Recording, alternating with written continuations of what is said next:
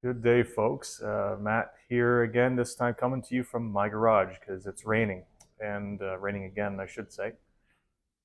I thought this was a good opportunity to touch on the role of weather in the Great Famine. The blight, when it hit in 1845, it wrecked a significant portion of Ireland's potato crop. Not all of it, but a significant portion. I think it was somewhere in the way of a third to a half, something like that. Anyway, what that did mean is there was enough seed potatoes to reseed the following year.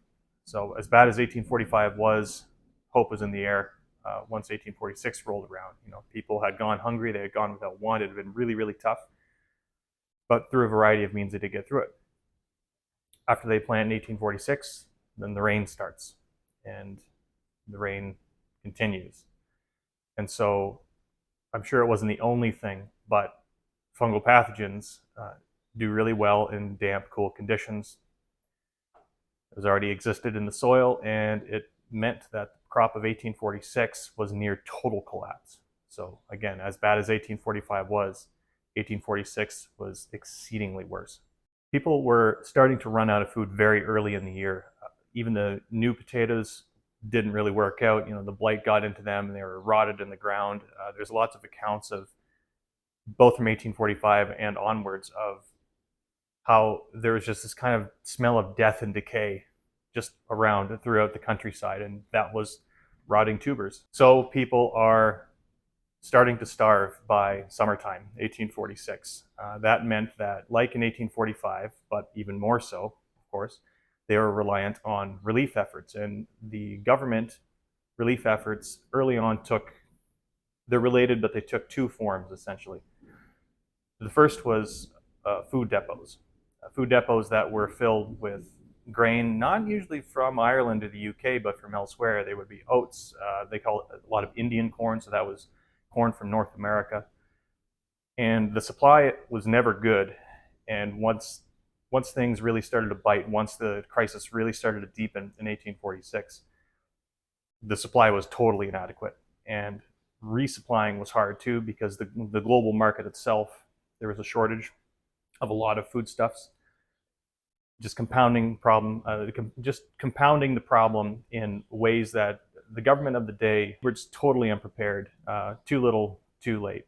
Now, the other relief scheme, or related relief scheme, were essentially make-work projects, infrastructure projects, where poor, starving farmers, starving laborers would join crews to build canals, roads, fix bridges, that kind of stuff.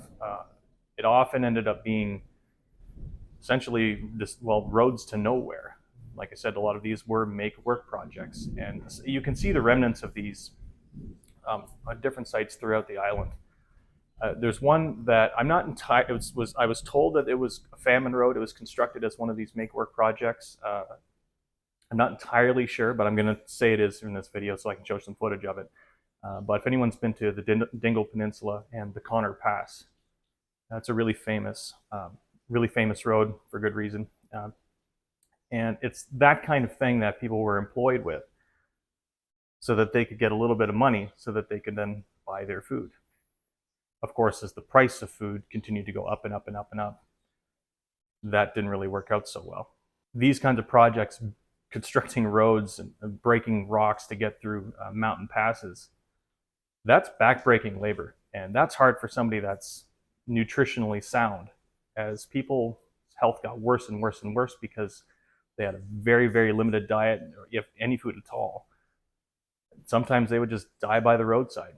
Either that, or they would actually stop coming. They would, even though they were getting a little bit of money, that money was totally insufficient anyway. And if your health was just getting worse, you couldn't afford the food even with the payment, you may as well just stay home. If you're going to die somewhere, die at home. As the year progressed and it got closer to winter, people had already pawned everything they owned, and that meant even their clothes, to get food. So not only are you working yourself to death, you're working yourself to death in really harsh, cold, wet conditions with no clothes. Again, this is a very dark subject.